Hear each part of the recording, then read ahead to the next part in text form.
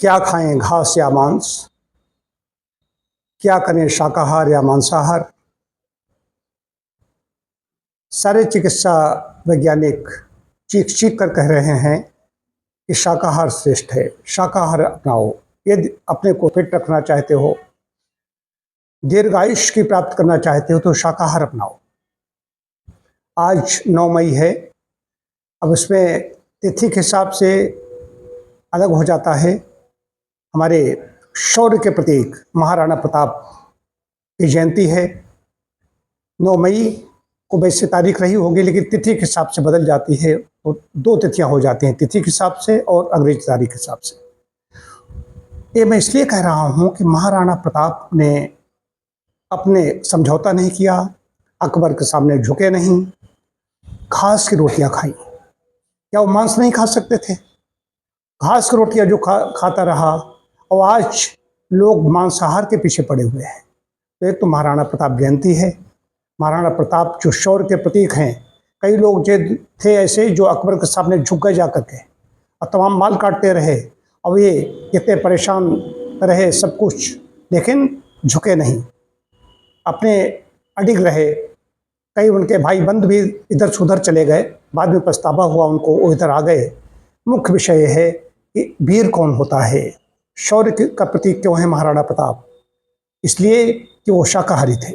शाकाहारी वीर होता है, मांसाहारी वीर नहीं हो सकता, वो साहसी नहीं हो सकता, वो वीर और डरपोक होगा। मांसाहार दर्शन पढ़ा है मैंने, गाल कोई बजाने लगे, कई बार ऐसी होती, बहस लोग करने लगते हैं, क्या कहोगे? धरती पर कोई भी व्यक्ति मांसाहारी नहीं है।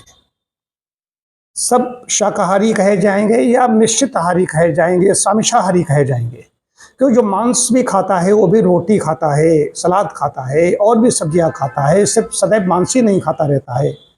मांसाहारी शेर है। तो जो लोग कहते हैं अब तो मांसाहारी हैं, तो मांसाहारी वो नहीं है, मिश्रित सामिशाहारी है, मिश्रित आहार उसका रहता है। लेकिन कोई भी संपूर्ण रूप से मांसाहारी नहीं है। एक दूसरी चीज जो तो मैं इस पर नहीं बताना चाहूँगा कि हमारी पाचन प्रणाली कैसी है, इस पर बहुत कुछ लिखा बोला गया है, बताया गया है।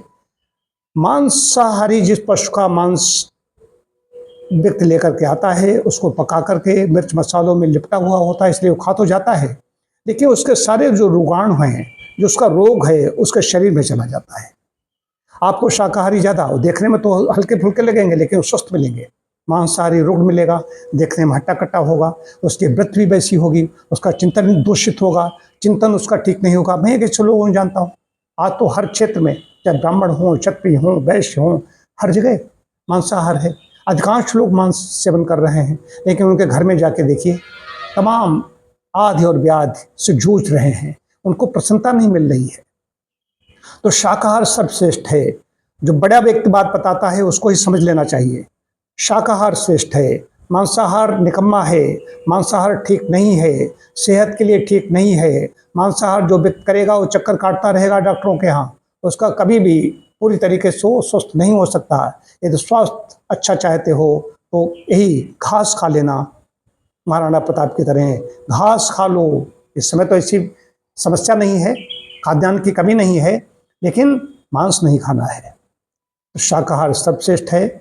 उससे हमें अंदर से आत्मतोष मिलता है। ऐसे भोजन से कुछ करने की इच्छा होती है, समाज के लिए, संसार के लिए कुछ करने की इच्छा होती है। जीवन ऐसे व्यर्थ नहीं गवा देता, सोते हुए, अलसाते हुए, प्रमाद में, ऐसा नहीं होगा। सात्विक व्यक्ति के अंदर ऐसे गुण होंगे, उसके जीवन से, उसके चरित्र से, उसके आचरण से ध्वनित होगा कि ये शाकाहारी है,